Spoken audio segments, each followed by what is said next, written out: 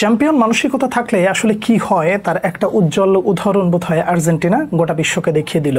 যেই মানসিকতা ছাড়া যে আসলে বিশ্বকাপ জেতা যায় না, এই মানসিকতা ছাড়া যে আসলে পিছিয়ে পড়েও এগিয়ে যাওয়া যায় না, এই ধরনের মানসিকতা ছাড়া যে আসলেই বড় টুর্নামেন্ট জেতা যায় না, সেটাই আর্জেন্টিনা প্রমাণ করে দিল।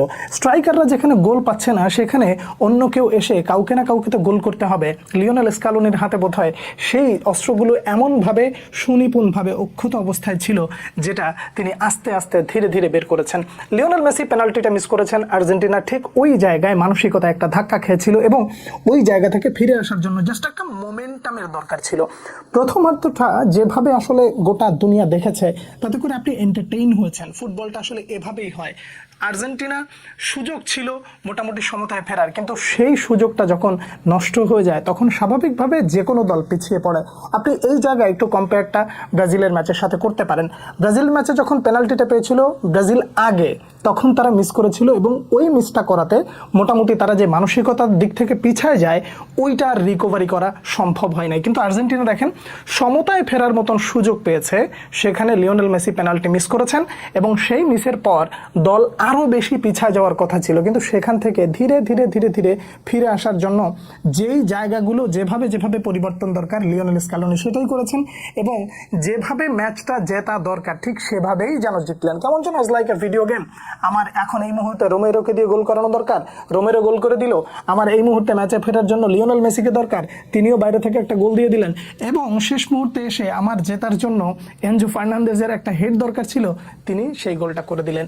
এইটা সব কিছু মিলিয়ে একটা চ্যাম্পিয়ন মেন্টালিটি আর্জেন্টিনা দেখালো এবং এই একটা মানসিকতাই তাদেরকে এগিয়ে দিল। দেখুন, তর্ক হবে, বিতর্ক হবে, অনেক কথাই বলবেন। আমি বিতর্কিত কোনো বিষয় এই ভিডিওতে অন্ততপক্ষে বলতে চাই না, কারণ অনেক কথা আপনার বিরুদ্ধে যেতে পারে এবং আমাদের কালচারটা হচ্ছে এরকম যে যখনই বিরুদ্ধে যায় তখন সে বিষয়টা আর ব্যক্তিগত পর্যায়ে থাকে না, তখন সেটা ফ্যামিলিগত ইস্যু নিয়ে অনেক কিছু বলা বলি করা হয়। দরকার নাই সেই বিষয়টা আমি আসলে এই ভিডিওতে নাই বা বললাম।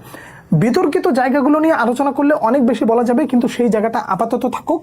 এখন আর্জেন্টিনার জয়টা নিয়ে আসলে কিছু বলা যেতে পারে, তার কারণ আর্জেন্টিনা বিশ্বকাপের আসরে পিছিয়ে পড়লে জিততে পারে না, এরকম একটা বাজে ট্র্যাক রেকর্ড কিন্তু ছিল।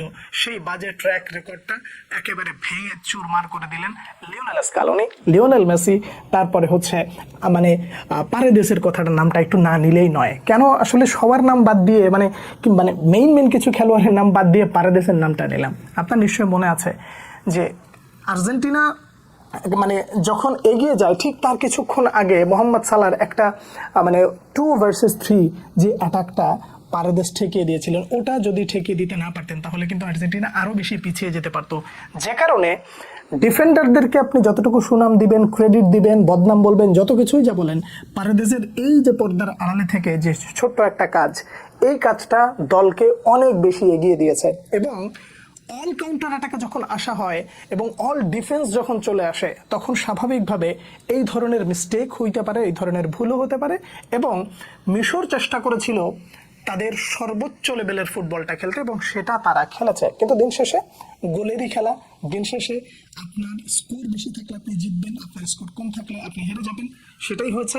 নিয়ম রক্ষা বলেন আর যেটাই বলেন না কেন, একটা বিষয় পুরোপুরি ক্লিয়ার, সেটা হলো যে মিশরের দিনটা শুরুর দিক থেকে নিজেদেরই ছিল, আস্তে আস্তে আস্তে আস্তে সময় যত গেছে নিজেদেরই ছিল, কিন্তু সময় যত গেছে ততই যেন আর্জেন্টিনা আস্তে আস্তে আস্তে আস্তে বুস্ট আপ করে সামনের দিকে এসেছে এবং প্রত্যেকটা মুহূর্তে নিজেদের ওই যে হার নামানো মানসিকতা এখনো শেষবাসী হয় নাই, আমরা এখনো আছি। 1 মিনিটও যদি থাকে, ওই 1 মিনিটে আসলে আমাদের কিছু করে দেখাতে হবে। এই মেন্টালিটি আসলে একটা দলকে কিভাবে পরিবর্তন করে দেয়, সেটাই আর্জেন্টিনা দেখিয়ে দিল। লিওনেল মেসি, অভিনন্দন আপনাকে, যে দুর্দান্ত একটা কামব্যাক আপনি আগেও দেখিয়েছিলেন। পেনাল্টি একটা মিস হয়েছিল, যদিও এখন এখানে একটা বাজে রেকর্ড লিওনেল মেসির নামের সাথে যুক্ত হয়ে গেল, তার কারণ ওয়ার্ল্ড কাপের ইতিহাসে লিওনেল মেসি একমাত্র ব্যক্তি যে সব থেকে বেশি পেনাল্টি মিস করেছে, আই গেস, আমি যদি ভুল না করি।